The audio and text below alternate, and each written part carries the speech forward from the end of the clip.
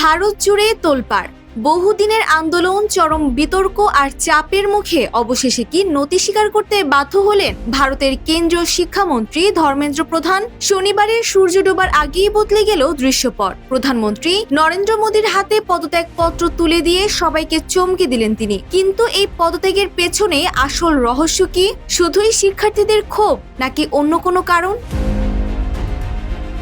NEET Yuji পরীক্ষার প্রশ্ন ফাঁস ও চরম অনিয়মকে কেন্দ্র করে ককরোচ জনতা পার্টির গড়ে তোলা আন্দোলন যখন সর্বত্র, ঠিক তখনই এই ঘোষণা। পদত্যাগপত্রটি সামাজিক যোগাযোগ মাধ্যমে প্রকাশ করে ধর্মেন্দ্র প্রধান দাবি করেন, অনিয়ম সামনে আসার পরে সিবিআই তদন্ত, পরীক্ষা বাতিল এবং নতুন করে কম্পিউটার ভিত্তিক পরীক্ষা চালুর সব পদক্ষেপ তিনি নিজে নিয়েছিলেন। কোনো দায় এড়াননি তিনি। 20 লাখের বেশি শিক্ষার্থীর পূর্ণ পরীক্ষা শেষ করে ফল প্রকাশের পর দরিদ্র শিক্ষার্থীদের সাফল্য তাকে স্বস্তি দিয়েছিল ঠিকই, কিন্তু ভেতরের ঝড় থামায়নি।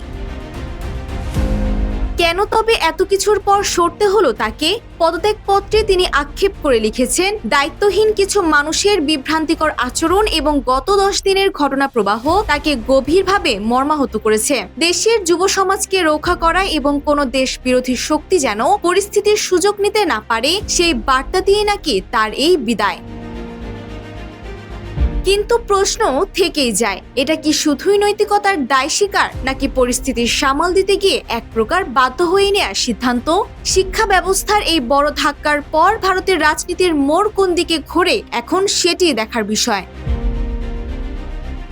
Desk report, Bangladesh bulletin. সামাজিক যোগাযোগ মাধ্যমে মাননীয় এমপি মহোদয়কে হুমকি দিয়েছেন এবং মানহানিকর কথা বলেছেন। ওই ধরনের একটা ভিডিও ভাইরাল হয়েছে। এই সংক্রান্তে গিয়াসউদ্দিন ফয়েজি, তিনি খেলাফত মজলিসের নেতা, মাননীয় এমপি মহোদয়ের পক্ষে অভিযোগ করেছেন। এই বিষয়টি আমরা ডায়েরিভুক্ত করেছি এবং নিয়োগ করেছি।